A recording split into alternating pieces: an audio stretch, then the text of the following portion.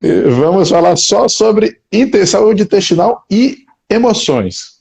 O que você tem para começar o nosso bate-papo hoje, Dani? Olha, tem muita coisa. Porque, você sabe, Adolfo, eu comecei a.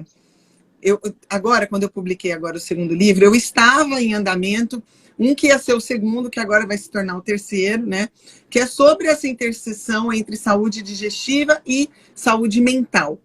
E sabe que é muito interessante, porque hoje eu passei à tarde revisando esse livro que eu tinha escrito. Ele não estava pronto, ele está no manuscrito, ele está com umas 80 páginas. E na verdade, eu não terminei, eu acho que ainda falta pelo menos mais umas 50, mas eu voltei nesse livro e comecei a ler ele de novo e comecei já a mudar várias coisas, porque a gente, na verdade, não mudar, né, mas introduzir algumas coisas. Porque essa questão do sistema digestivo e saúde mental não é uma coisa nova, né? A gente já tem algumas coisas aí fervilhando em termos de artigos, de pessoas falando sobre esse assunto, né? Já tem algum tempo, né? Incrível conexão cérebro-intestinos. Então, a gente já tem algum tempo. Mas agora, até por causa da questão aí da palavra que a gente não pode falar, Não pode falar? Isso vai atingir proporções que talvez a gente nunca imaginou que poderia acontecer. E aí eu estava revisando a introdução do livro, e ali eu coloco várias coisas que eu acho que são até pertinentes a gente tocar no assunto hoje. Primeira Anda coisa, brasa. que as pessoas falam assim, isso é corrente a gente comentar, fulano está enfesado, né?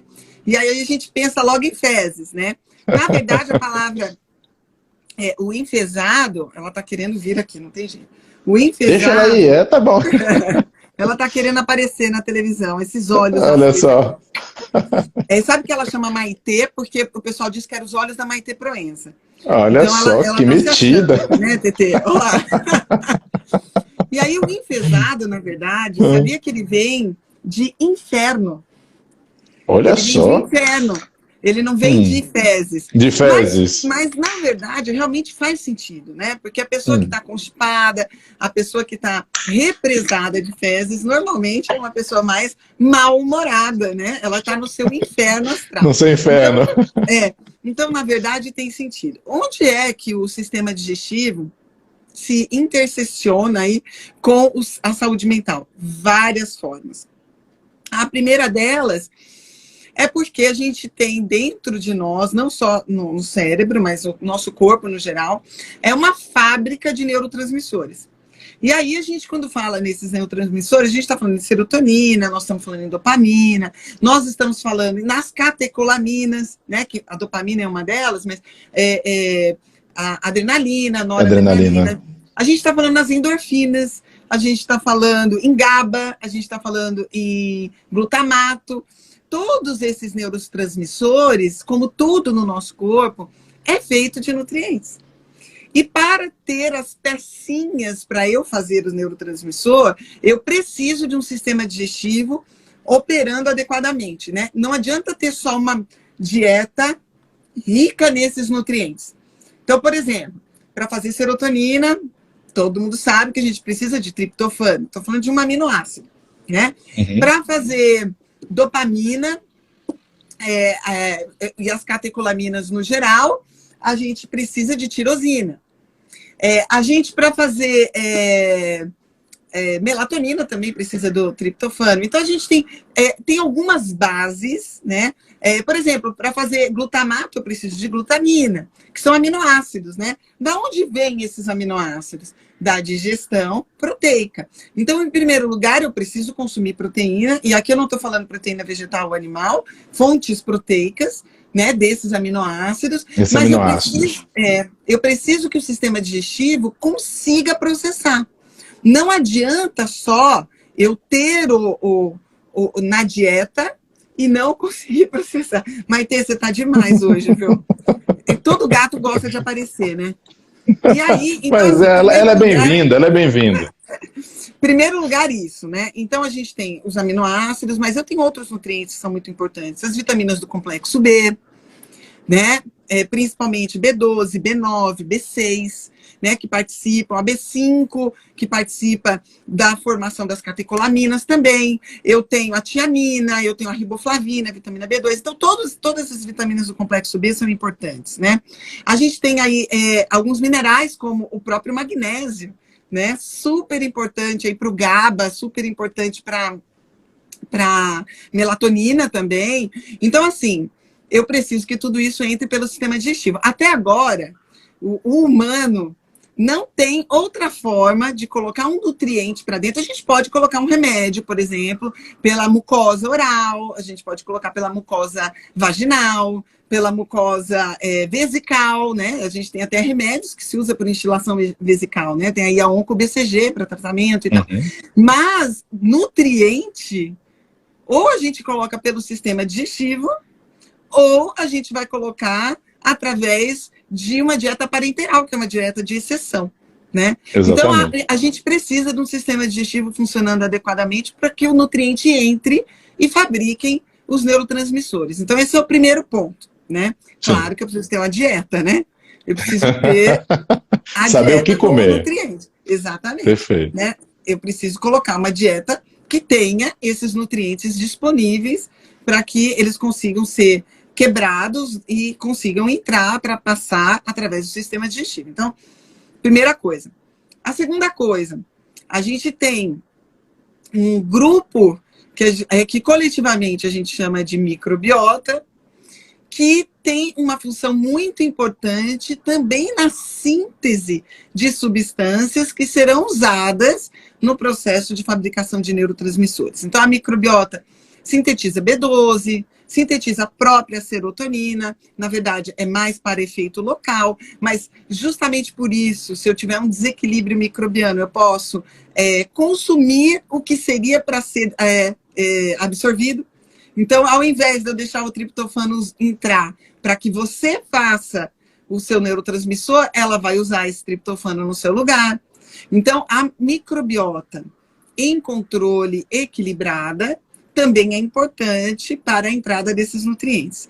E tem um fator que eu acredito que é um dos mais importantes, que agora, na atual situação que a gente está, a gente já tem alguns artigos sinalizando para isso também, que é o processo que a gente chama de neuroinflamação.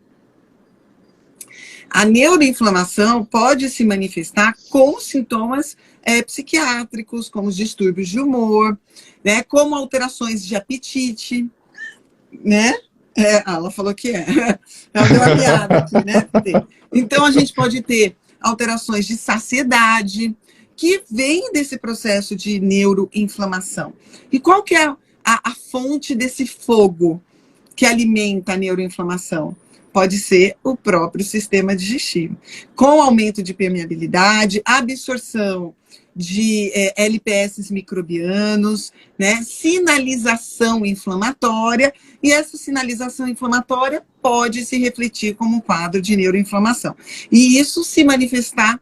Hoje, a gente acha até que esse mecanismo é o mecanismo mais importante nessa ligação, né, de intestino-cérebro. E tem mais uma ação que eu não falei. Olha aqui, Isa. Olha isso aqui. Eu fazendo live e ela não sai. Isso, pega ela aqui para mim. Ela está querendo conversar. Tem um quarto mecanismo, Adolfo, que eu não tinha falado, que é muito importante. Que é o nervo vago. Nervo vago. Eu estava esperando você falar dele. Estava esquecendo eu adoro o nervo vago. Estava esperando você falar dele. Porque o nervo vago, o 10º par craniano, né? Ele liga o sistema nervoso central ao sistema nervoso entérico. E o nervo vago é o pai que comanda o sistema digestivo, né? Tanto para motilidade, quanto para secreções, até o terço distal, que aí a gente tem as fibras sacrais, né? Que aí já não é mais nervo vago. Mas até, não é mais ele.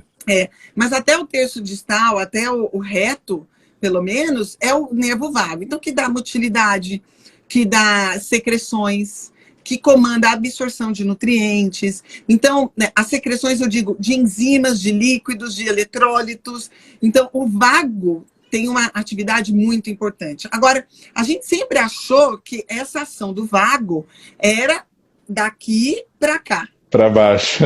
Exatamente. Só que ela voltou. Só que hoje a gente sabe. Tudo bem, Que fica é aqui muito mais, também. é muito mais aferente do que referente, né, Denis? Olha aqui, Tetê, fala oi aqui.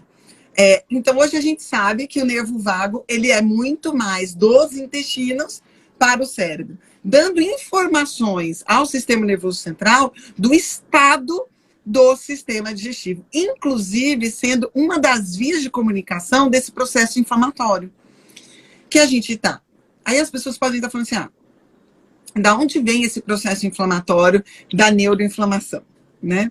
Normalmente isso vem da principal fonte inflamatória no nosso corpo, que é a ecologia intestinal. Então, dentro do sistema digestivo, nós temos trilhões de micro-organismos habitando um lugar muito pequeno, disputando o alimento entre si e conosco, porque eles se alimentam daquilo que a gente se alimenta, e é muito fácil desequilibrar este ambiente. Eu costumo dizer que o sistema digestivo é um cortiço. Sabe assim, que tá várias famílias num lugar pequenininho, tá? É uma zona de tensão. Se alguém dormir no ponto, o outro vai lá e toma o quartinho dele. Mas é bem assim mesmo. É o que está acontecendo no sistema digestivo. Como que isso pode acontecer? Pelo uso de antibióticos, né?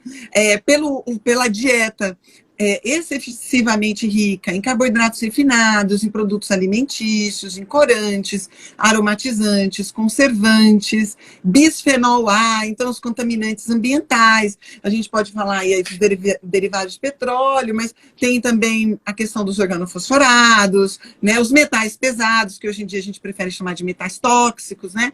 Então, chumbo, mercúrio, alumínio, né? Que isso às vezes está o flúor. No meu primeiro livro eu falo do cloro, da água clorada. Então, tudo isso pode alterar o equilíbrio microbiano, favorecendo o crescimento de cepas que são mais resistentes. E, normalmente, as cepas mais resistentes são mais patogênicas. Então, o que acontece? Nosso sistema imune corre para lá, para falar, eu tenho que controlar isso daqui, né? Porque aquilo ali é a maior área de fronteira entre nós e o meio mundo externo. Uhum. Eu estou falando demais? Você pode me interromper. Não, estou achando ótimo. Porque, olha, sabe o que é engraçado? Você fala tudo, Denise. Tá todas as informações, tá tudo aí. Então vai continuar que tá lindo. Porque esse assunto está relativamente bem organizado na minha mente, né? Até por causa do livro e tal. E hoje à tarde, como tá perfeito, continua. Ainda bem que isso vai ficar gravado, tá ótimo. Então, o que acontece?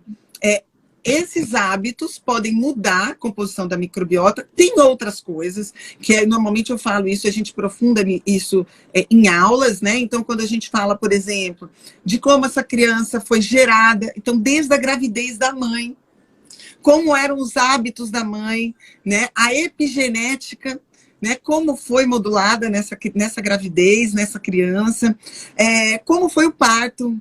Parto normal, parto cesárea. Se foi cesárea, entrou em trabalho de parto? Teve algum sofrimento? Infecções urinárias na mãe, por exemplo, durante a gestação.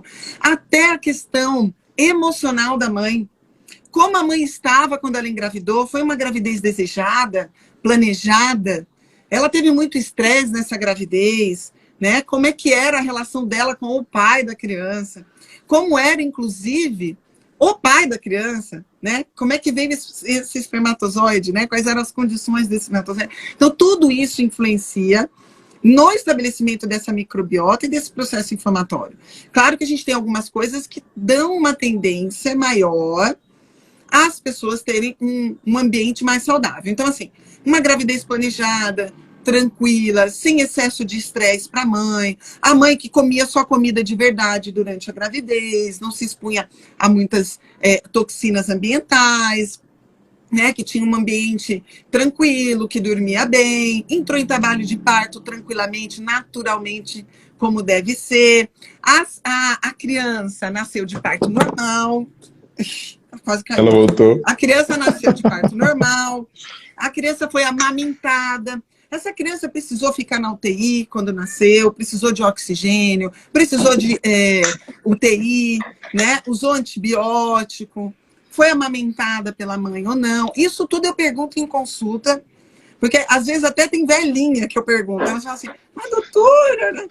Então, a senhora sabe dessas histórias? A sua mãe te contava? Porque isso normalmente faz parte da família brasileira, a gente contar como é que foi o parto, né? E tudo mais. Típico. É típico nosso, né? A gente gosta de dividir isso com a família. Então, a gente fica sabendo. E depois, como é que foi sua infância? Né? Ficava muito doente, tomou muito antibiótico, tinha quantos irmãos? Até isso interfere. Interfere. Quanto mais crianças estiverem vivendo no mesmo ambiente, melhor a diversidade microbiana. E quanto melhor a diversidade, é muito legal. Quanto maior a diversidade microbiana, menos briga a gente tem. Por quê? Porque são tantas famílias que uma não consegue crescer mais que a outra. Então, a diversidade é um ponto muito importante, que é uma coisa agora, Adolfo, que eu fico um pouco preocupada. Sabe por quê? Porque agora esse excesso de limpeza, de lavar a mão, de álcool gel, de máscara, de não ter contato social, isso vai interferir na microbiota lá na frente. Já tá, né, Dani? Já tá, A gente não sabe o que vai dar, né? Com isso, qual vão ser as repercussões, principalmente para as crianças que estão em formação dessa microbiota. Informação da microbiota, informação da mente, né? Eu estava conversando com a psicopedagoga, paciente minha, ela me trouxe esse questionamento. Ela fez, Dolfo, para nós, que temos aí 30, 40 anos, um ano não é nada. Mas para uma criança que tem 2, exatamente, um ano é metade da vida dela. Exatamente. Ela passou metade da vida dela isolada e presa e sem acesso aos seus professores, coleguinhas, tudo mais. Então, tem a questão dessa troca microbiológica importante. Exatamente. Né, que até o Bruno Zilber brincava muito com isso, falava, meu cocô encontra o cocô que está em você, quando a gente aperta a mão um do outro, que as bactérias estão cobrindo nosso corpo todo, né? Então, ela falando sobre isso é muito importante, porque a gente está criando uma situação de artificialidade. Exatamente. E com um objetivo, Denise, que ele é impossível. Porque como é que você isola um retrovírus com um perfil de sintomatologia tão baixo? Isso não tem como. Não é factível. Tanto que esse trabalho que saiu semana passada mostrando que os países que fecharam tudo e os países que não fecharam quase nada, o resultado foi o mesmo. Isso é virologia básica. Porque a transmissibilidade é muito alta. Então, assim, ainda mais quando a gente fala escolas fechadas, né? E essas crianças sem colocar o pé no chão, né? Sem trocar esta microbiota com os amiguinhos, né? Outra coisa que é importante é a presença de um animal. Aqui a gente estava mostrando a Maitê agora aqui, mas um pet, né? É muito saudável. Nós, seres humanos, nós crescemos dividindo os ambientes com os animais, né? Principalmente depois, assim, mais recentemente, eu estou falando na história humana, a gente vivia junto com os animais porque era o alimento, né? Eu morei na Espanha em 1999. Foi em 99. E eu fiz uma viagem para o norte da Espanha, talvez alguém que esteja ouvindo a gente até já more por lá e tal. E muito interessante que tem nos povoadozinhos mais antigos, aqueles pequenininhos, as casas são todas de pedra. E eu conheci um povoado em que todas as casas elas tinham uma coisa embaixo, como se fosse uma garagem, e a casa em cima. Eu estava olhando aquilo e falei, será que tem alguma coisa a ver com neve, né? Porque lá é frio, né? O norte da Espanha e tal, né? Ali na Galícia e tal. Aí eu cheguei e perguntei para uma pessoa, não, sabe o que é? Essas casas, elas são centenárias, né? São casas muito antigas. As pessoas colocavam os animais embaixo e viviam em cima. Então, são os animais de onde ela tirava o alimento. Então, que ela ordenhava, tinha galinha para dar o ovo, era tudo ali embaixo da casa. E eles moravam em cima. Quando estava muito frio, eles desciam para dormir junto com os animais. para se aquecer. Então você imagina a bagunça que não era? Uma vaca fazendo cocô aqui do lado, o cavalo fazendo cocô aqui do lado, a galinha. Então, assim, tinha uma diversidade microbiana muito grande. Você imagina o que não era. O que não faltava era troca microbiológica. Né? Não que a gente precise fazer isso, obviamente, né? Não é andar para trás, né? Mas a falta de contato com uma microbiota externa... Não sei, talvez alguma hora a gente chegue à conclusão que a gente deve andar para trás também. Pois é. Eu vejo uma coisa, vocês que estudam mais profundamente essa questão da microbiota intestinal, o que eu vejo é que a gente tem tanto chão para andar ainda, nossa, que nosso grau, não é? Nosso grau de entendimento ele é tão pequeno, muito. Tão pequenininho que, não sei, de repente daqui a pouco a gente chega à conclusão que a gente tem que andar para trás mesmo. Sim. Não sei. Né? Porque olha, o que eu vejo... que a gente está tocando a ponta do iceberg ainda. Não temos... E eu falo isso, inclusive, acho que na introdução do meu livro, porque a maioria das pesquisas que a gente tem, que faz essa ligação cérebro-intestino, foca em microbiota. E eu acho isso um pouco errado. Por quê? Porque a gente tem muito que a gente não sabe sobre a microbiota. Os estudos, principalmente quando a gente fala em comportamento, os estudos, a maioria deles, são com ratos. Como que eu avalio o comportamento do rato?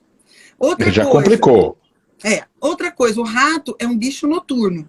Ele tem uma cronobiologia totalmente diferente da cronobiologia humana. Né? Então, a interpretação de sutilezas fica muito difícil. Que horas que eu faço esse estudo? É de madrugada ou é de dia? Porque eu tenho que avaliar o comportamento do rato de madrugada. Né? O pesquisador fica à madrugada. Então, até isso a gente teria que pensar. Né? Então, e quando a gente está falando em microbiota, a maioria dos estudos é feito com fezes. E fezes, que é uma excelente fonte de informações, mas, a meu ver, não é a melhor fonte de informações sobre microbiota. Justamente porque a microbiota que sai nas fezes é uma microbiota de passagem. Não é normalmente a principal microbiota que está em contato com as vilosidades intestinais, e que vai ficar lá, que não vai sair. Não vai sair. Então, eu teria que estudar isso com biópsias, que fica muito difícil. Primeiro, porque o acesso é complicado. Segundo, porque tem morbidade. Eu não vou ficar biopsiando todo mundo. Tem risco, né, de uma perfuração, de sangramento e tudo mais. Vou fazer colonoscopia em todo mundo para fazer o estudo da microbiota na vilosidade. E fora que isso seria de um custo muito difícil de ser colocado em prática no estudo clínico vamos dizer assim, de padrão ouro, né? Não dá para a gente fazer. Então, como a gente deveria conseguir estudar mais a microbiota? Hoje, eu acredito realmente, não é estudo de genética microbiana, não é, tá? Eu acho ainda que esses estudos são, outro dia um amigo me falou isso, eu achei maravilhoso, são ainda de caráter recreativo. Então, não dá para extrapolar nada de um exame de É só curiosidade, por enquanto. Exatamente, é interessante para a gente ir vendo e tal, mas não são exames baratos, são exames de mais de R$1.000, R$2.000, e que, se eu fizer uma dieta muito diferente por uma semana, vai estar totalmente diferente.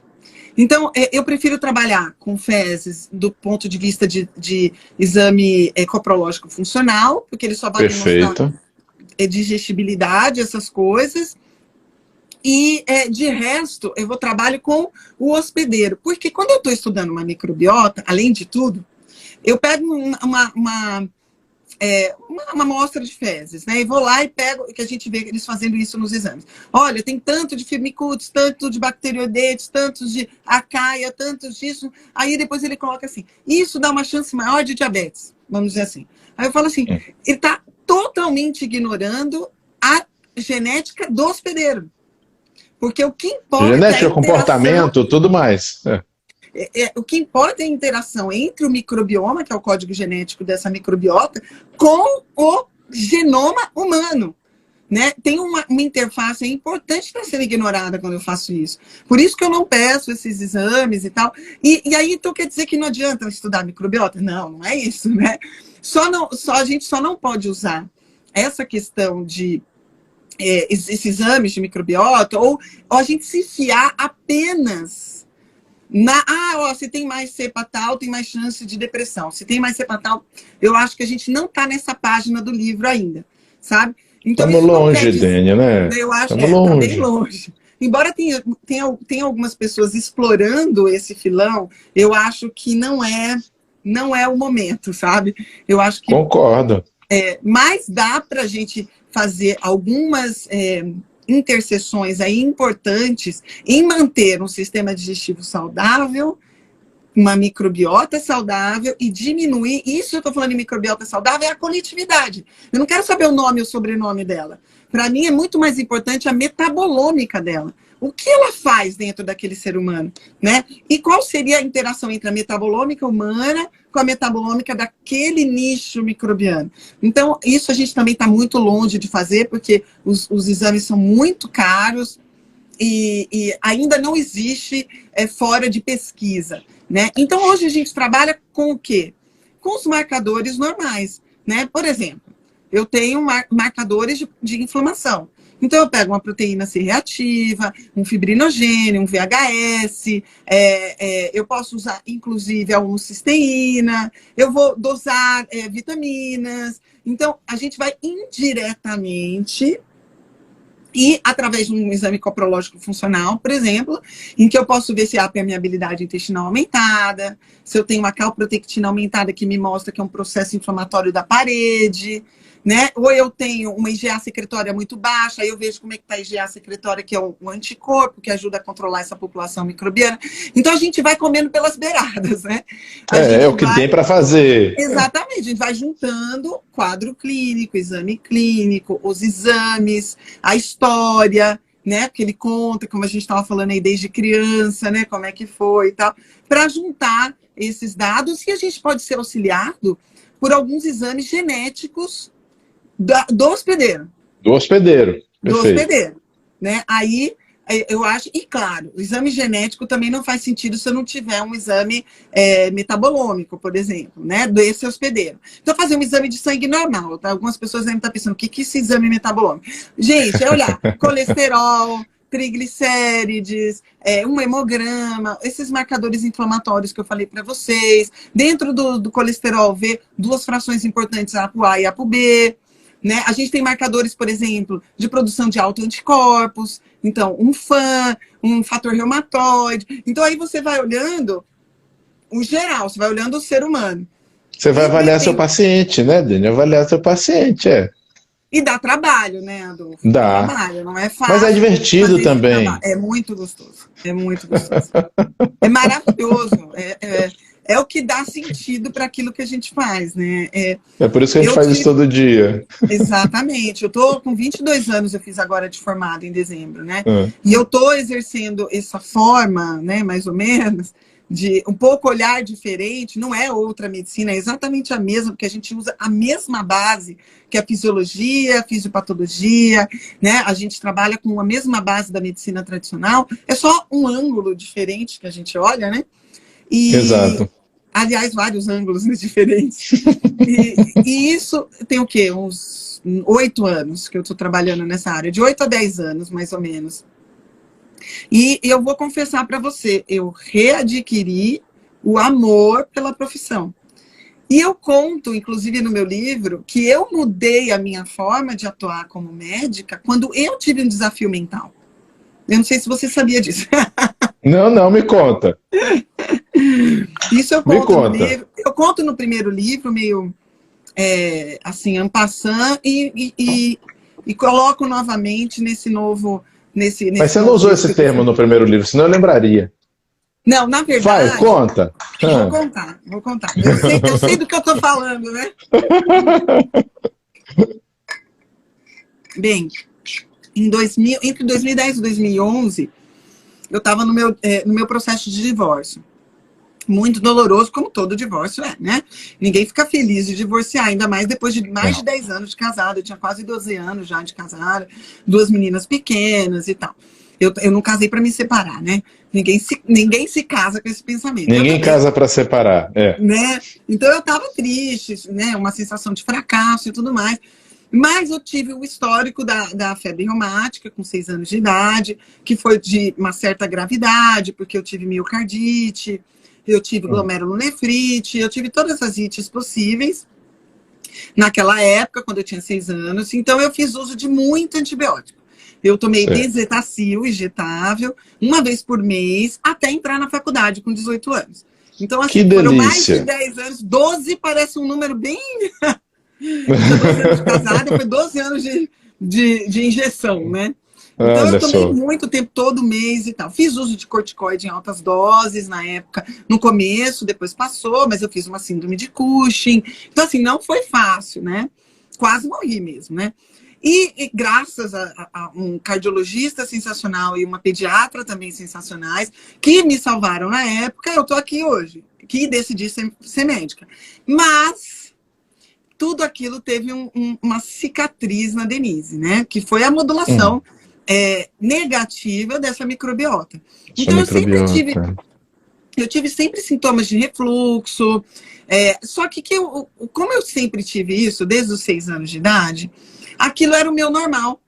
Então, assim, eu fui deixando de comer vários alimentos. Então, vocês me viram tomando café aqui, eu não tomava café, eu não... molho de tomate me dava problema. Aí eu ia tomar uma caipirinha, eu dizia assim, o limão me faz mal. Não, não era o açúcar nem a pinga, né? Era o limão que me fazia mal. Então tinha um monte de coisa que eu não podia consumir. Graças a Deus, nunca fui uma usuária de prazóis. Graças a Deus. Eu simplesmente fui parando, fiz várias endoscopias para ver se achava alguma coisa. No entanto, que eu sou endoscopista, né? Eu fiz cirurgia geral, depois eu fiz os 2 anos de endoscopia na USP. Então, assim, o sistema digestivo sempre fez parte da minha vida.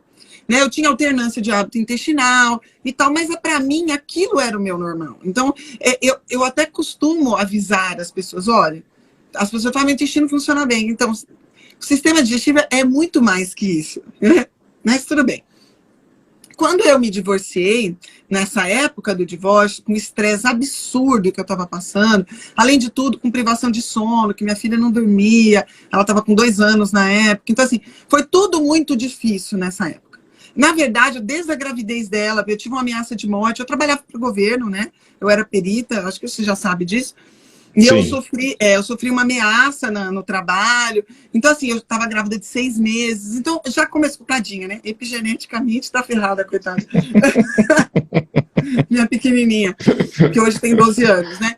Mas essa fase foi uma fase muito estresse para mim, muito. Com esse estresse absurdo, provavelmente eu fiz uma fadiga do sistema todo, né? Cortisol, naquela época eu não tinha nem ideia, né? Eu era médica totalmente tradicional. Não sabia. A gente não teve ideia por muito tempo. Tinha ideia. E aí eu comecei a ter uma alteração. O que aconteceu comigo? Eu não dormia. Então, a minha cabeça não desligava. Eu tinha um taquipsiquismo. Meu pensamento fugia o tempo todo. Eu não conseguia começar a ler um livro e terminar. Eu li uma página e não conseguia ir para a segunda página. Eu começava a fazer artesanato, que eu sempre gostei de coisas manuais. Eu começava a fazer, nunca terminava, começava outro, terminava, começava outro. Eu comecei a perceber que tinha alguma coisa estranha comigo. Eu vou dar um exemplo que talvez quem está ouvindo aí a gente já passou por isso.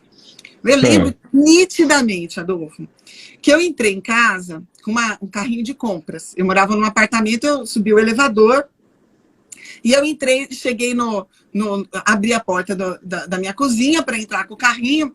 Eu entrei com o carrinho e vi que tinha louça para lavar na pia. Nessa época, eu já estava sozinha com as crianças. Aí eu olhei e falei assim, nossa, eu não lavei a louça. Aí eu deixei o carrinho e fui lavar a louça.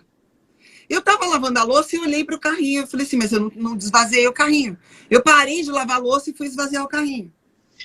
Aí eu comecei a esvaziar o carrinho, eu olhei para a louça e falei, nossa, a pia tá toda suja de sabão. Eu voltei para a pia. Aí eu falei, Denise, peraí, o que está acontecendo? Porque você não termina de fazer uma coisa. Isso é um gasto energético. Absurdo. Absurdo. Porque eu vivia sem terminar as coisas, né? Eu falei, não, isso não está certo. Eu sempre fui uma pessoa extremamente focada. Eu sempre fui assim, a primeira aluna da classe. E eu sou de uma família de... Nós somos 3 filhas, eu sou a filha do meio. Minha família tem uma origem bem simples. A gente morava em casa pequena, apartamento pequeno. Eu não tinha um quarto para mim. Eu não tinha um lugar para estudar. Eu estudava na mesa de jantar da sala, com os meus pais assistindo novela, jornal, na sala. E eu conseguia desligar e focar só cair o mundo. Até minha mãe brincava, podia cair o mundo, que eu estava lá estudando, não me afetava. E de repente eu não conseguia terminar de ler, de ler uma página de um livro, terminar de lavar uma louça.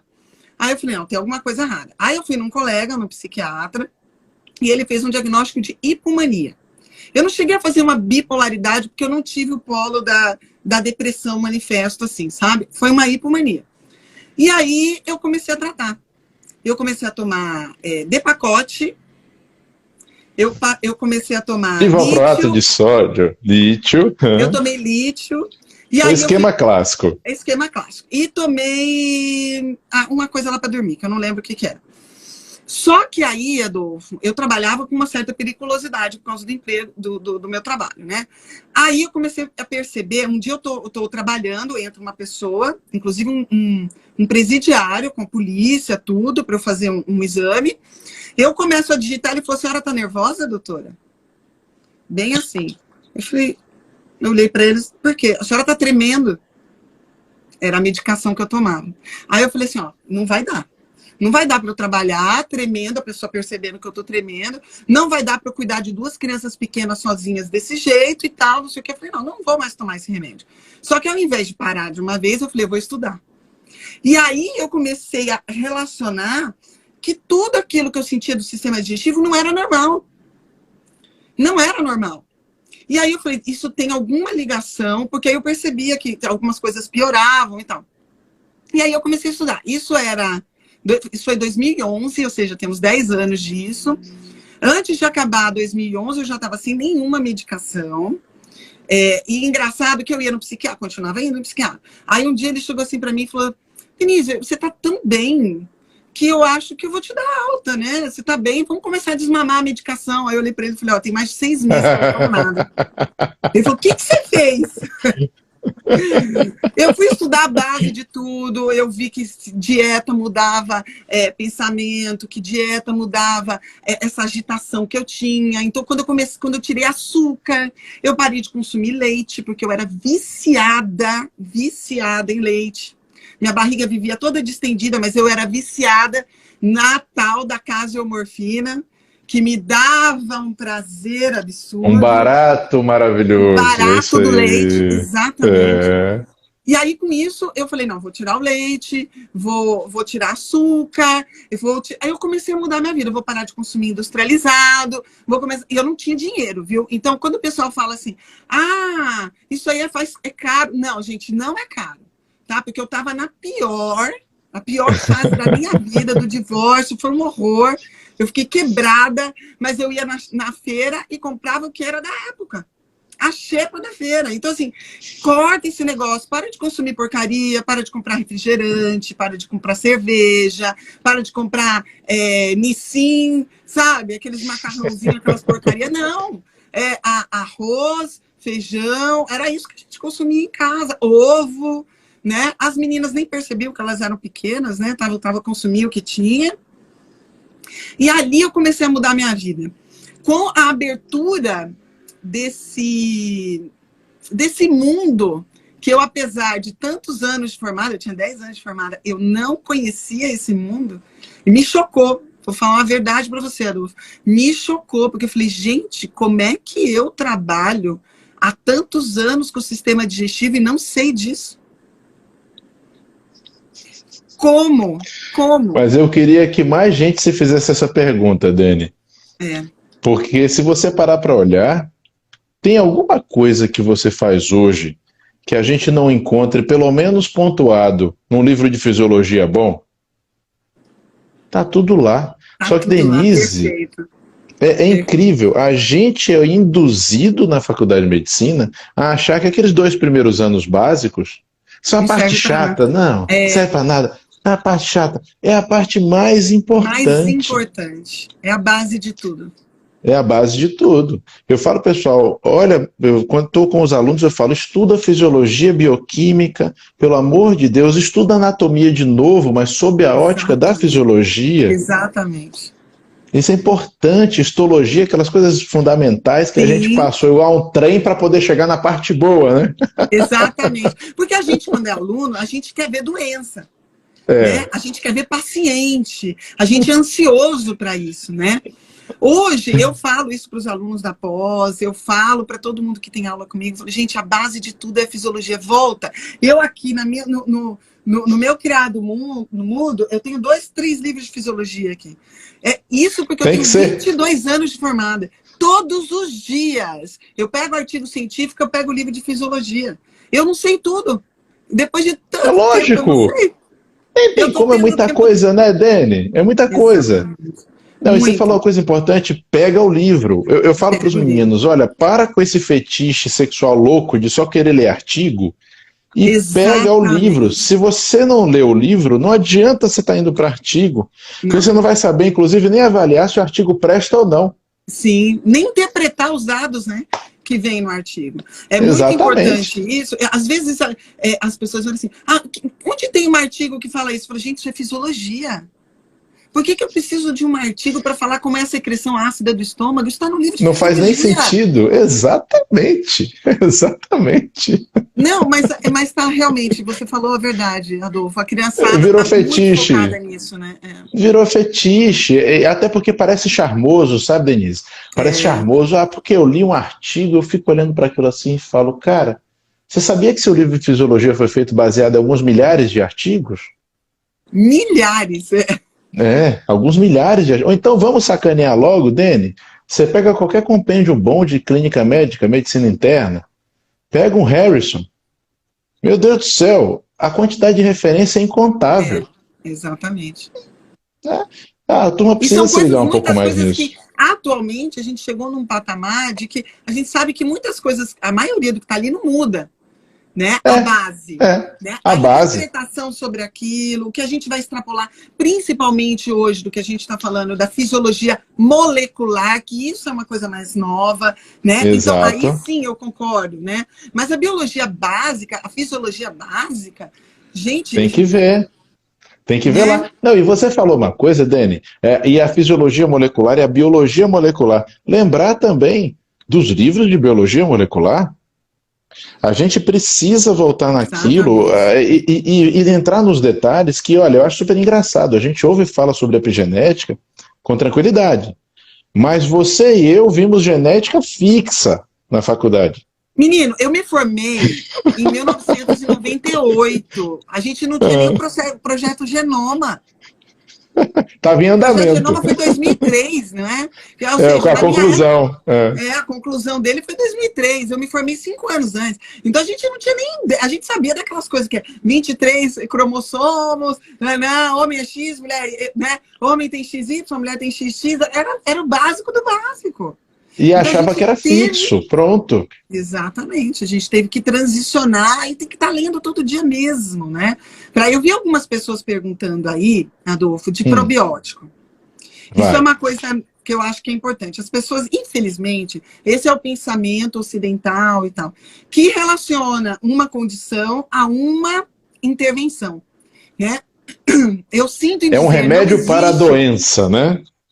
não existe uma intervenção única, não existe a pílula mágica que vai ajudar a ansiedade e depressão se você não fizer os passos que eu fiz lá atrás. Parar de comer açúcar industrializado, mastigar o seu alimento, controlar o estresse, valorizar o seu sono, a atividade física, são coisas que têm que vir antes do probiótico. Né? O probiótico, Com certeza. como qualquer outro suplemento, só suplementa. Algumas pessoas, quando vêm no meu consultório, ficam até decepcionadas, porque sai com a primeira prescrição sem probiótico. Eu falo, mas doutora, não, ainda não é o momento de você usar. Tem gente que precisa, mas a maioria sai sem probiótico. E as pessoas acham Se você que não viu tratar de necessidade, não vai usar. né? Tratar microbiota é sinônimo de dar probiótico, e não é. Às vezes pode até atrapalhar, tá? Então, acontece muito. Cada coisa no seu momento. Não acontece muito, Dani. Eu vejo isso muito quando o pessoal usa probióticos fixos. Porque assim, eu acho graça. A gente estuda tanto as cepas por numeração para tentar saber as funções de cada uma. Uhum. E aí você vai e o paciente compra um probiótico industrializado fixo, que tem ali, sei lá, meia dúzia de cepas quase que aleatórias, em volumes quase que aleatórios. Ou então aquilo tem uma finalidade específica que não é necessariamente a que ele precisa. Exatamente. A gente desenha o probiótico do nosso paciente item por item, né? Item por item, para poder alcançar metas específicas. Então, de fato, tem que ser quando ele precisa. Sim. Eu tenho um problema, sabe, Dani, com os termos. Ah, vou usar um probiótico. Cara, isso me dá uma coceira, porque eu fico assim, sim, qual, como, quanto, por quê, que horas, e de que forma. E de que forma. É tudo isso envolvido. Então, assim, a gente precisa desse grau de especificidade para fazer a coisa funcionar direitinho e, de fato, para o paciente que precisa, como ele precisa. Exatamente. Né? E na hora que ele precisa, porque tem gente que agora está ótimo, pode ser bom probiótico para ela, amanhã pode não ser. Então, cada momento da vida da pessoa, depende do nível de estresse, que tipo de alimentação que ela está, que tipo de medicação ela está fazendo uso, se ela fez uso de alguma medicação recente. Então, tudo isso modifica. Até, por exemplo, as doenças de base. Vou dar um exemplo para você. A gente tem um paciente diabético, tipo 1 ou tipo 2, mas que já tem um grau de neuropatia periférica. Esse paciente vai ter um grau de neuropatia do vago também. Então, o estômago tem uma dificuldade de esvaziamento. Então, a gente já tem casos descritos, inclusive na literatura, em que você usa um probiótico num paciente como esse e ele entra em acidose. Por quê? Esse probiótico, quando era para ele estar abrindo a cápsula e se fixando lá embaixo, ele começa a se fixar no delgado, produzindo ácido lático. E essa pessoa que já tem uma propensão a acidose, acidificar, ser diabético, caramba! Então, assim, não é para todo mundo. Eu vi muita gente não falando, é de qualquer jeito. Não, muita gente falando do kefir, por exemplo. O kefir é uma colônia microbiana. Então, assim, é interessante, mas muito cuidado com o kefir que você faz em casa. Você não sabe a origem dessa colônia. Ele pode se contaminar na sua casa. Eles podem se contaminar com a sua mão. Vamos dizer que você tem uma mulher que tem uma candidíase vaginal de repetição, coisa mais comum do mundo. Aí um dia ela vai no banheiro, faz xixi, se limpa, esquece de lavar a mão e vai lá tomar o kefir. Acontece, já foi. Gente. Acontece. Aí você vai lá e coloca uns esporozinhos lá de cândida dentro do kefir. Aí a cândida começa a crescer no kefir. Aí você nunca fica boa dessa candidíase, porque você está colocando mais cândida para dentro. Então, muito, muito cuidado. Fermentados, como Gabriel, né, falou aí, devem ser feitos em ambiente controlado. Então, a gente tem hoje em dia kefir que você compra em garrafinha no mercado. Aquilo lá é uma coisa industrializada, mas ele tem que ter um grau de cuidado muito grande, né? Justamente para ele não trazer uma infecção para alguém. A gente tem o kefir, hoje em dia existe o kefir liofilizado em cápsulas, né, da Biológicos, que é uma empresa de um colega nosso, que é o Djalma, que é conhecido como Dr. Kefir. Mas aquilo é uma colônia X, que ele usa um método X para crescimento, não vai leite, eles fazem um composto de frutas para o kefir crescer. Então, o kefir usa o açúcar da fruta, não é leite. Então, tem toda uma questão, ali ele tem uma responsabilidade muito grande de fazer isso. Então, cuidado, gente, com o consumo de kefir que um dá para o outro e tal. Pode dar mal esse negócio. Pode dar problema. Olha, Dani, eu vou dizer uma coisa para você. Quando fala em prescrição, eu sou muito chato com isso também. Porque eu quero ter certeza exatamente do que é que o paciente está tomando. Sim. Né? Então, eu gosto de ser muito específico. Até quando a gente prescreve um mineral, específico que sal eu quero que seja usado. Exatamente. Porque a gente tem que fazer as prescrições com esse grau de responsabilidade, senão a gente não sabe o que o paciente vai tomar. Sim. Né? Então, essas coisas muito artesanais assim, por mais que eu ache muito legal, entusiasmante, Mas esse risco, cuidado, né? Para algumas pessoas pode dar problema, sim. Então, pensa gente, assim, você pode ter outras pessoas em casa. Vai. Pra gente resumir, vai. Como é que eu trato? Vai que a gente só tem 4 minutos. Então, em primeiro lugar, cuidando do que você come. Tá difícil o dinheiro, não tem muito dinheiro sobrando? Comida de verdade. Se puder, um nutricionista, por favor. Tá? Um bom nutricionista. É um bom investimento. Primeiro lugar, isso aqui. Segundo lugar, mastigar o que você come. Tá? Parar de beber líquido durante a refeição.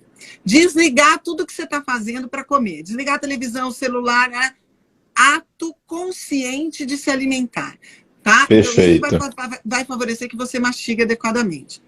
Depois, controlar estresse. Gente, tem um monte de aplicativo aí para meditar, para fazer pilates, para fazer yoga em casa. Tá? Exercício de respiração, qualquer coisa que estimule o nervo vago a funcionar adequadamente. Então, controlar estresse. Depois disso, exercício físico. Exercício físico não extenuante, né? Não é para sair correndo 10 km por dia, porque isso também é ruim. Também é estresse. Também é estresse, exatamente, vai consumir seu cortisol. Um exercício físico, 30 minutos, 40 minutos por dia é suficiente. Exercícios com pesos ajuda a você melhorar sua sensibilidade insulínica, diminui flacidez, que é ótimo, toda mulher gosta disso, né? Você pode fazer com o próprio peso do corpo, você pode fazer em casa, você pode fazer na praça. Então, exercício físico. Você pode virar powerlifter igual a doutora Denise. É isso aí. Ai, agora nesse negócio de pandemia, há quanto tempo que a gente não tem. Nesse ano já ia ter faz nada. Não vai ter. 2021 já não vai ter de novo, né? Bem, além disso tudo, priorizar o seu sono. Então, sono de qualidade, desliga celular, desliga a televisão, fica no escuro, conversa com a família, né? Tenta dormir cedo e acordar cedo, isso é o melhor do ponto de vista fisiológico. Então, com sono de qualidade, né? Outra coisa que a gente muitas vezes nem valoriza, ter um pet, por exemplo, Tetezinha está aqui de novo no meu pé. Ter um pet que dá uma diversidade microbiana, né? Ajuda a gente ter mais bactérias diferentes habitando o mesmo ambiente, né? Então, gente, são coisas que vocês podem levar nas suas mãos. As pessoas querem o probiótico e não fazem isso. As pessoas querem responsabilizar alguma coisa, né, Denise? Vou responsabilizar a cápsula, vou responsabilizar a doutora ou o doutor, e se der certo, muito bem, se é sucesso meu, se der errado, a culpa é deles. Exatamente. Isso acontece. Mas olha, sabe que eu fico feliz? Hoje a gente tem uma quantidade de pacientes mais conscientes também, né?